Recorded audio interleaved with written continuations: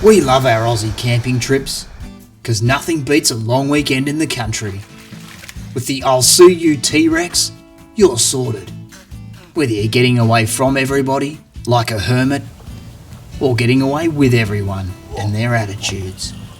Bring all your special ones, or just leave them all behind, please. Options galore. Do whatever the hell you want in the 7-seat max power titanium 5000 X-Wing, the unbreakable Toyota Cherokee. Sorry, the iconic Nissan Landbasher, the bushwhacking Mitsubishi Pathfinder Sport, available now in Imperial TIE Fighter pack. Grow your own weight.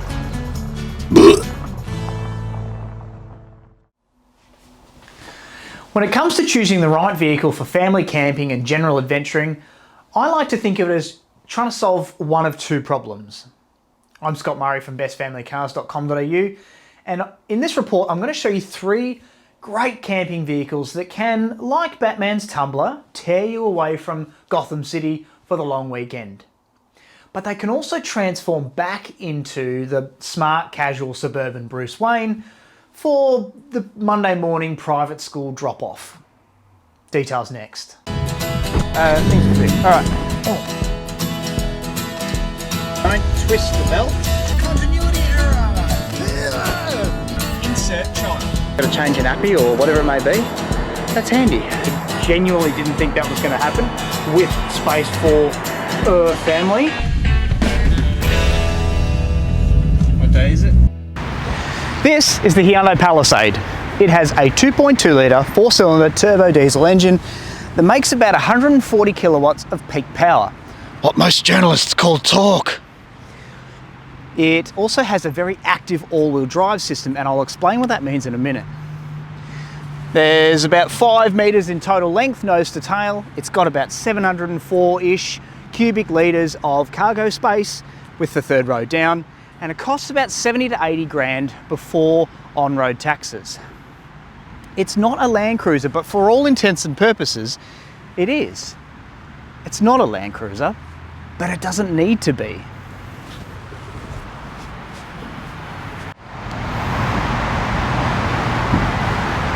Everything I need for a long weekend away with the family fits in the back of the Palisade. Even the kids have room in there because, you know, we can't forget them, can we? Everything's here. Our giant Black Wolf tent, the double sleeping mattress, extra chairs, the Mrs. oversized luggage, the extra oversized luggage for your teenage daughter, bedding, tarps, cookery, crockery, first aid kit. It's all here. But the cool thing is, it's 30 grand less than a Toyota LandCruiser. It's got more features, heated seats, cooled seats, because Australia. And if you don't believe me that I'll get out of this soggy Sunday morning campsite after last night's dewy, frosty, freezing, I'll prove it to you. You don't believe me that I can beat a LandCruiser out of here? I'll prove it to you.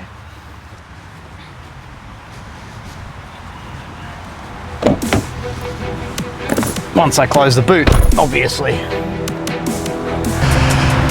Right here is the kind of hill that, with one night's frosty dew, would absolutely terrify any 2-wheel drive, front-wheel drive, or on-demand all-wheel drive. This is the typical kind of entry and exit point that you would use for any ordinary, well-manicured campsite. It's grassy, potentially slippery, and utter hell for anything other than a Palisade. Or a proper 4-wheel drive, obviously. The point is, yeah. So what I'm going to do is not just take it easy coming down this slope, but I'm also going to show you how good this all-wheel drive system is to just come up it, and I'm going to do it in one take, live in front of you. Right. We want reverse, no, drive to come forward. I'm going to do this in reverse just to really send myself up, potentially live on camera. I'm aware of the posts behind me thanks to the 360-degree camera. Right, coming down, like it or not, my feet are off the pedals. It's just crawling down, nice and easy, simple. And it has been, you know, spitting a little bit this morning. So there's not 100% grip, and I'm quickly going to turn around. I'm going to just creep up here again in mud mode. How drop dead easy is that? I might even try and slot it between the fence posts for the rural buyers. Come to the top of it. Slot it between the steel yellow posts. The Hyundai does not want me to get too close. I mean, this is just, I'm letting off the pedals again.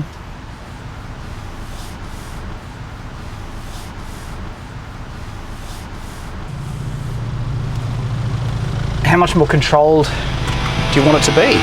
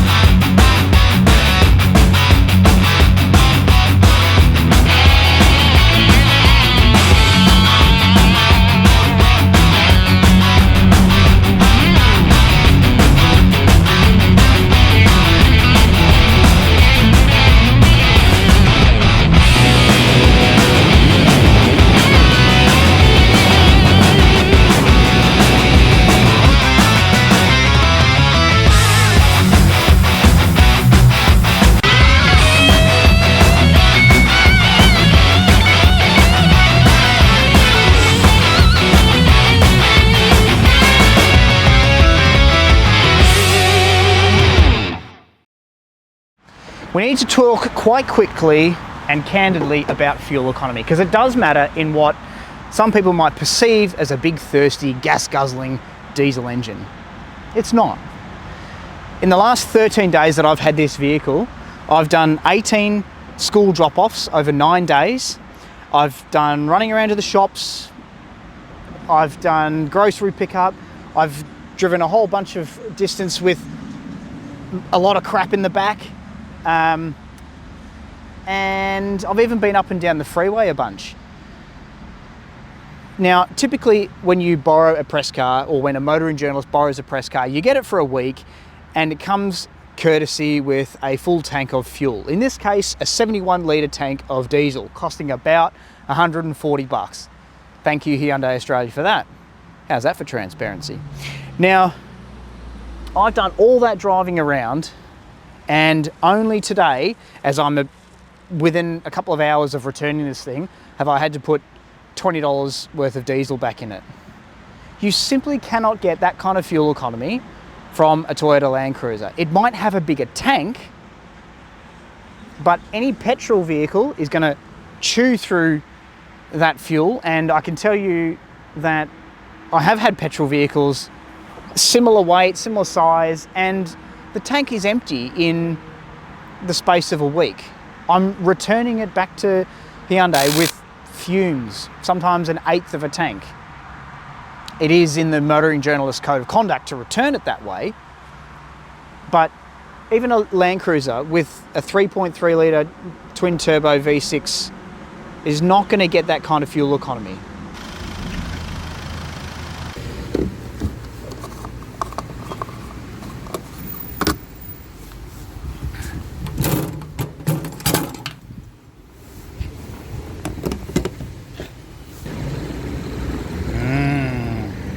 Yummy, yummy, yummy. Look.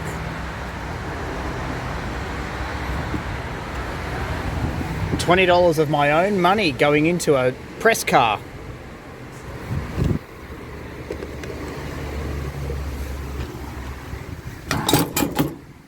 Thank you to the dinosaurs who were killed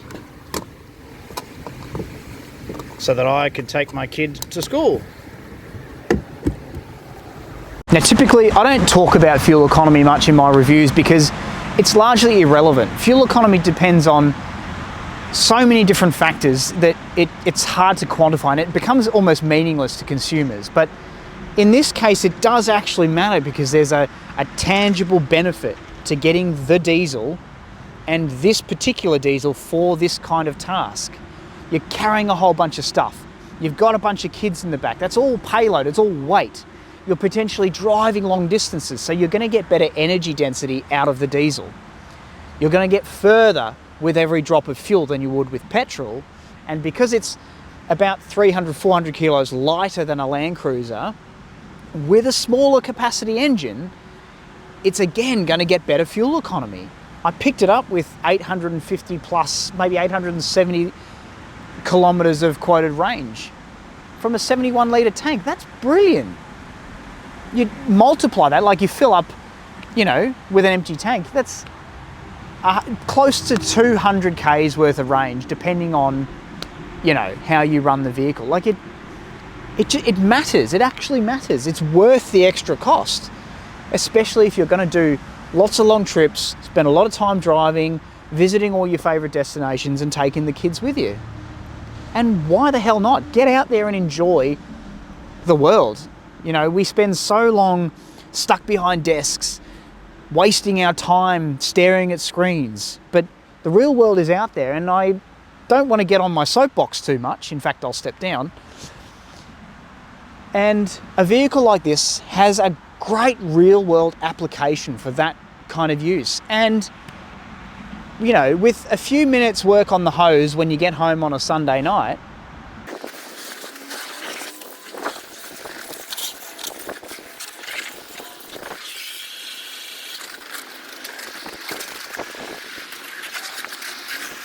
and it looks, well, it looks like this.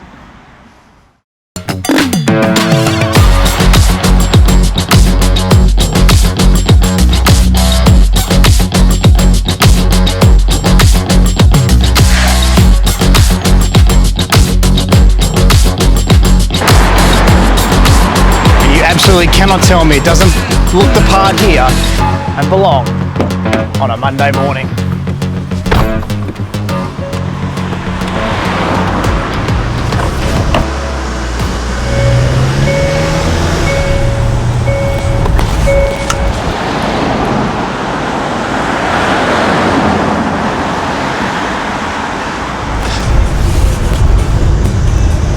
Helps if you go the right way.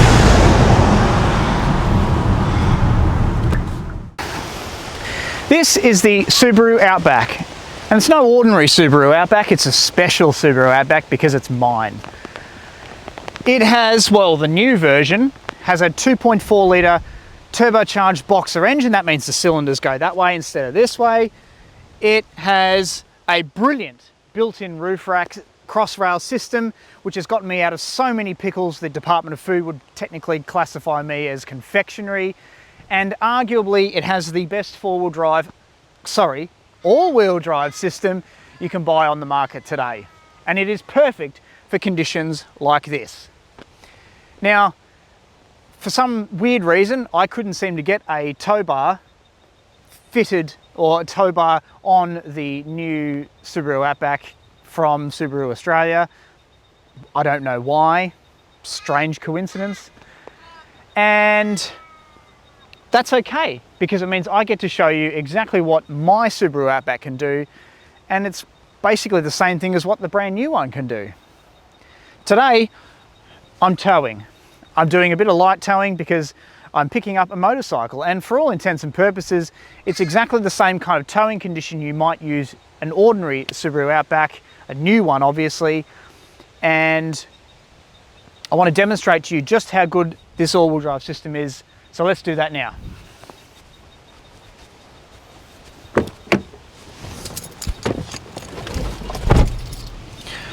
Right, it has been bucketing down consistently for the last 24, 48 hours. Seatbelt on, and all I need it to do is just get me out of this really soggy campsite. So, light on the throttle. What an absolute piece of peas. Dead easy.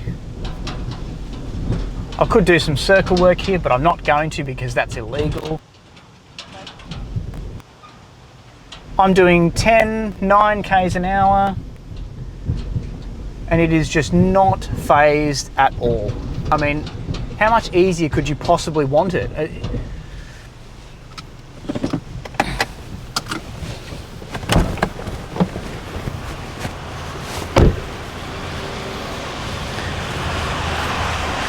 Now, for all intents and purposes, it's not a Toyota LandCruiser, but it is, isn't it? It's going to quite happily tow over 1,000 kilos. I mean, you're not going to put 1,000 kilos in a trailer to go camping with. You're going to fill the boot first, you'll stick a luggage pod on the roof, you'll deploy the rails, and whatever big, awkward, bulky stuff that doesn't fit in the vehicle will easily go on the roof, and if it doesn't go in there, it's just going to go in the trailer, isn't it? You don't need, you know, Leviathan, Herculean kinds of towing capacity. You don't need 3.5 tons like a LandCruiser. I got this for 40 grand, and it's going on 6 years old, and it has been absolutely bulletproof. So as I say, it's not a LandCruiser, but it doesn't need to be.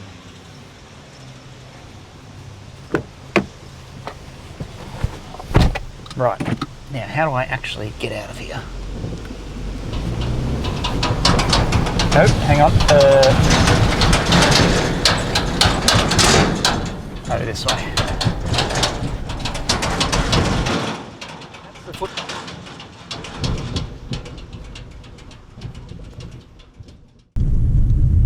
What's really great about this all-wheel drive system is not only that it is constantly splitting the drive to each four wheels evenly all the time,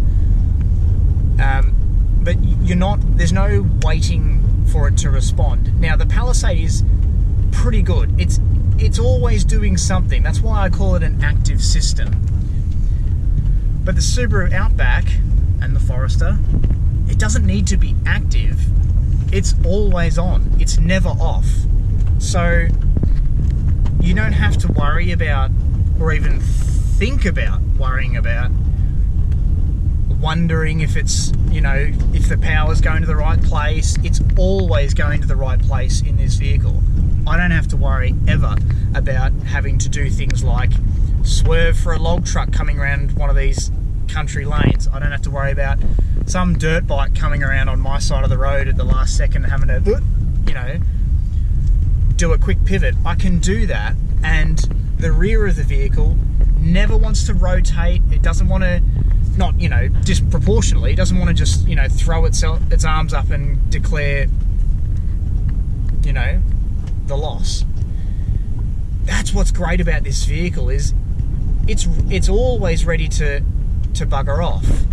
And then as soon as you need to switch back into city mode, heated seats, dual zone climate control, sunroof, auto wipers, brilliant headlights, like fantastic headlights. Got all the safety gear. I have the lane keeping turned off since about 30 seconds after I bought the vehicle 6 years ago. It's never been on since. I've never needed it since. And it does everything you need it to do. And I have the benefit of the all-wheel drive system, which you don't get in most normal four-wheel drive systems, where it has to be either rear-wheel drive or you need to be on crappy roads before you can engage high 4H. Otherwise you risk driveline wind-up, and I don't have to worry about this in this vehicle, in the Outback. Never. It's, as I say, this is what it needs to do. It's all I ever wanted to do. And for the camping enthusiast, you don't need low range. You don't need a big, heavy, extra transfer box unless you're intending to head up to the high country or across sand dunes or whatever and go that little bit harder. Why buy more vehicle than you're ever going to need or use just for the sake of having a LandCruiser? And I'm not dissing the LandCruiser. It's a very good vehicle, and 9 out of 10 are going to be perfectly fault-free and bulletproof, I'm sure. Touch wood. But, at the risk of sounding like a Subaru fanboy, what more do you want, really? Hey, look, cows. Hello, sweetheart. Hello. Excuse me. Beep, beep. Oh, good girl. Good girl. Thank you. Good morning.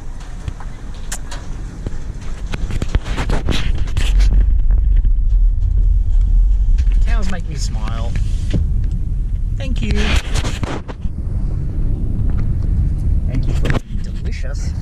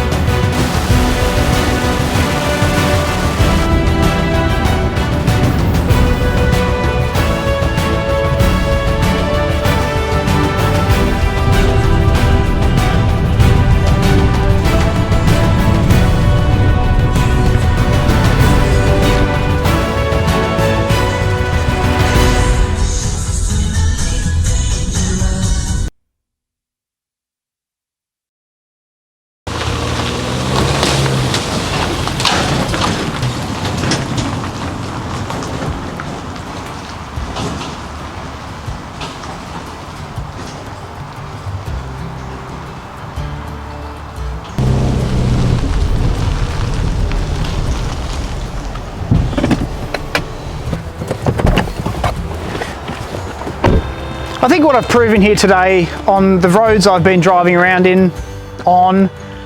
that the Subaru Outback, whether it's mine or the brand new one on the showroom floor, it is quite comfortable out here in regional, wherever the hell I am. Whether it's smashed up bitumen, whether it's slick highways, soggy dirt roads, potholed back roads, it can handle it all. And I don't have to fiddle around with the transmission. I don't have to worry about what drive mode I'm in or what's shifting around where. It's just a set and forget kind of vehicle. And that's what I love about it.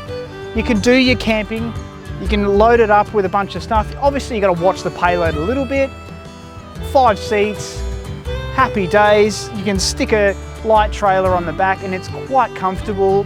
It's nice and stable in the corners. You're not going to lose the rear end like you would on some dual cab ute. It's got so much going for it, and that's why I bought one. So, you know, it's about time for me to, you know, like the Belfast child, it's time for me to go home.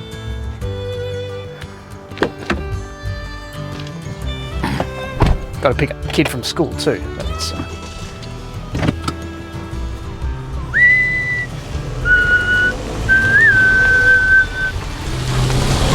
when the Belfast child sings again.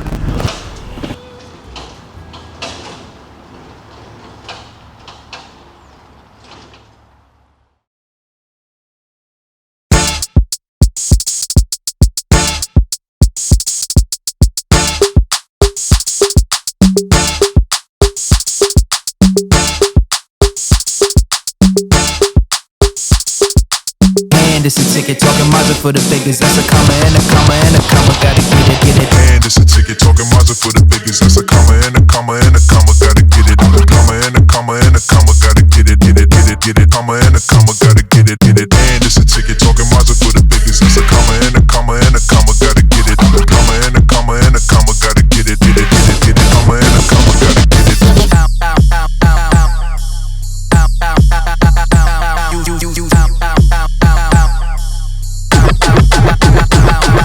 And it's a ticket talking Mazda for the biggest. That's a comma and a comma and a comma. Gotta get it. And a comma and a comma and a comma. Gotta get it.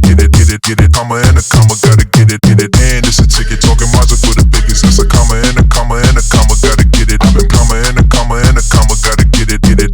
Comma and a comma. Gotta get it.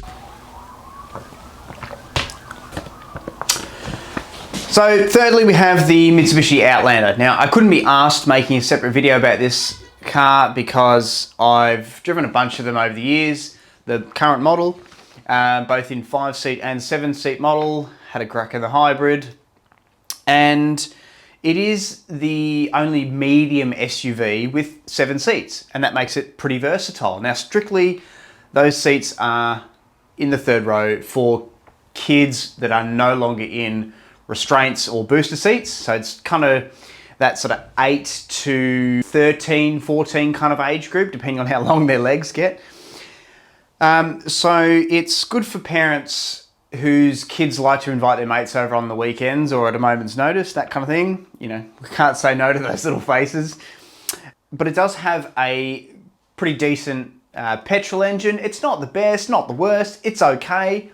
Same goes for the CVT transmission, pretty frugal, good for city driving, suburban drop-offs, that kind of thing. Happy, no problem doing that. But it does have a really good soft-roading all-wheel drive system called Super All-Wheel Control. Any of the all-wheel drive versions that you get in Outlander get that feature, which is pretty good. Okay, so I just need to quickly interrupt myself to just briefly explain how these all-wheel drive soft-roading systems work. Basically, in very crude terms, the car is always just listening to the wheels and how they're turning. If they detect wheel spin, if the computer detects wheel spin, it uses the traction control system and the brakes to send drive to the other wheels that have grip, basically. Now, that's a very, very crude description of it. I apologise to all the automotive engineers out there who are probably not watching anyway.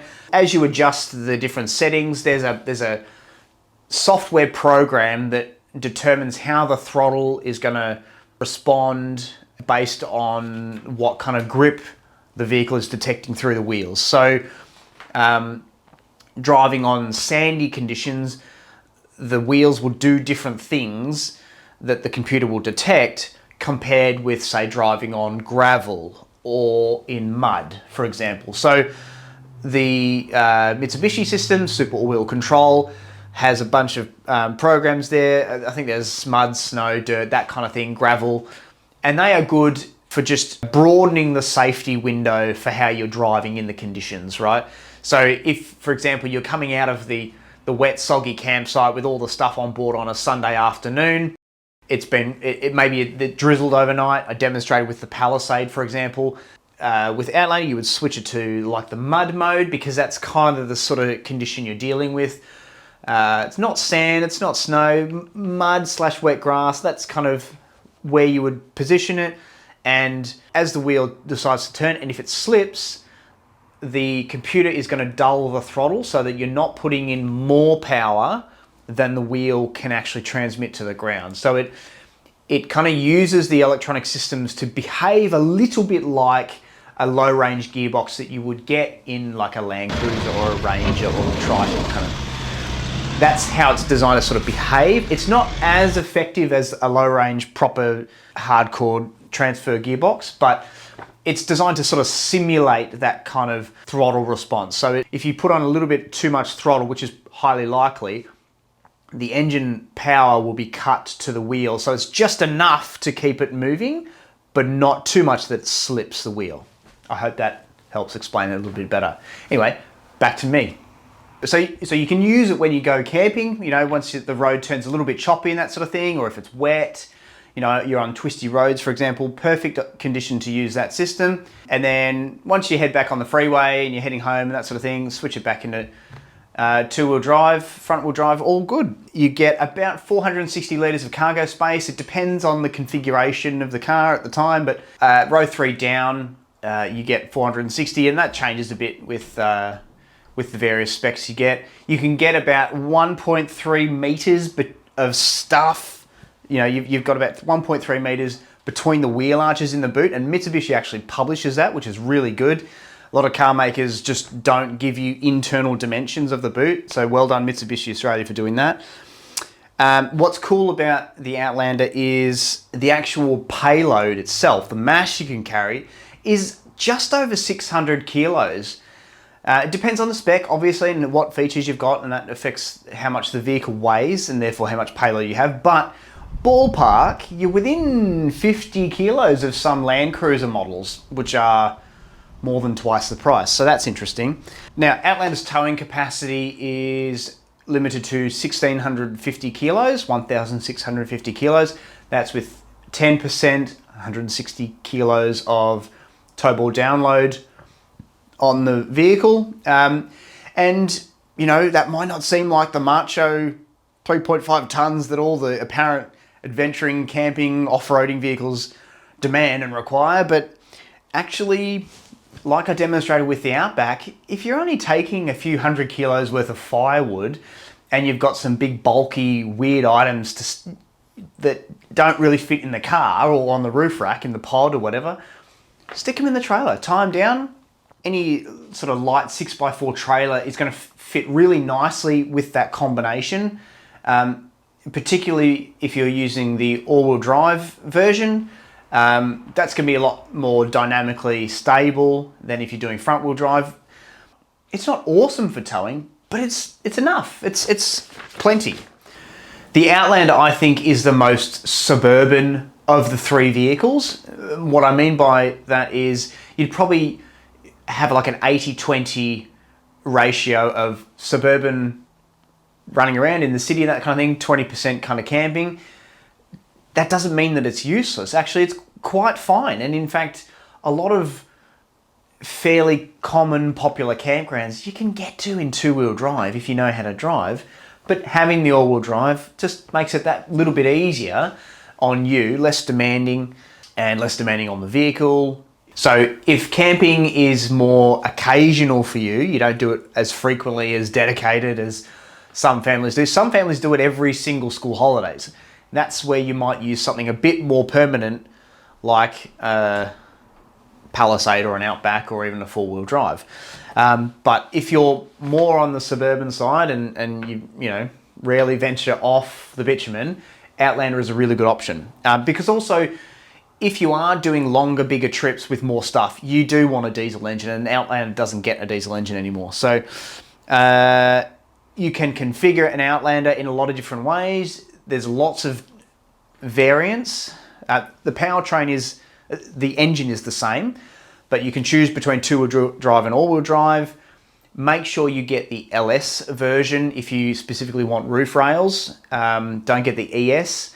But having said that, again, if you're just doing a bit of very occasional camping, the ES is actually quite a good choice. It's two-wheel drive only, but massive boot, especially if you only get it in the 5-seater, and that allows you to have more payload. So figure out what you need to do, look at the specs. There's about $3,000-ish between the 5-seater or the 7-seater. Again, depending on which spec level you get. And that's good for choice, depending on how you look at it. For some people, having too many options is just too much. Having lots of options is great because you can figure out exactly what you do. It depends on how you want to go through this process. Now, full-size spare wheel. Most Outlander models have a full-size spare wheel up until I think it's the Aspire and the Exceed where you get the 20-inch wheels. Now, that's where you get the temporary space saver spare. And there's a good argument there to say that if you're running around on 20-inch wheels with the fully spec'd up model, Exceed or Aspire, you're probably less likely to be doing that off-road adventuring, the camping sort of stuff. So in all likelihood, you're going to be close to a tyre shop where if you do get a puncture in that rare occasion, you can probably get it fixed. The drawback mainly the two drawbacks with a space saver spare is that dynamically the vehicle's not as stable. You are speed restricted to 80 k's an hour maximum. And if you are using the all-wheel drive system, you would prefer to have all four wheels evenly gripping the road. Having said that, it's not the end of the world. It is less convenient, however. So yeah, if you are in more of an 80 suburban use, 20 regional camping, adventuring kind of use, then you'd probably want to go a lower spec. If you are the other way around, if you're doing 80% camping and 20% suburban life, then you're probably purchasing the wrong vehicle. Or you want something with a full-size spare, like an Outback or Palisade. The other option, of course, is if you do want the spec'd out Exceed or Aspire with all the equipment, the sunroof, the heated seats, all the sort of luxury gear, but you do want a full-size spare because you do intend to genuinely go camping a fair bit and you want that spare tyre, get the tow bar, get the towing package with your 6x4 trailer, get a 20-inch wheel from the dealer, stick it in the trailer and carry it with you. You could stick it on a roof rack. There are options, is what I'm saying, and you wouldn't even necessarily have to get it from the dealer. You could just go to a wheel and tyre shop and just purchase a matching rim and tyre and use that as your dedicated spare for those situations and just use the regular stock wheel package when you're running around town, because no one wants to be seen with an odd alloy wheel. That looks weird. So anyway, I hope that's been helpful. I hope it's given you some guidance on choosing a good family camping vehicle that can do both things, that can, hit a bit of gravel road and a bit of soft roading and, get you into the campsites and then get you out on Sunday evening. But also, these three vehicles are good at just being suburban runarounds. I've tried to give you some options, a bit of variety. I've tried to appeal to some of the aesthetic choice that we all make with our vehicles. We all like to look a certain way, and that's cool, that's allowed. I've tried to give you something a bit more practical and functional and something that kind of bridges the gap between the two. So I'm Scott Murray from Best Family Cars. Obviously, as you can see, if you've liked this video, if I've been helpful, like and subscribe and do all that sort of fun stuff. You can visit bestfamilycars.com.au, click the red button, and we can help get you a discount on a Palisade, Outback, or an Outlander. And I'll see you next time. Thanks very much. My coffee's cold. Thanks.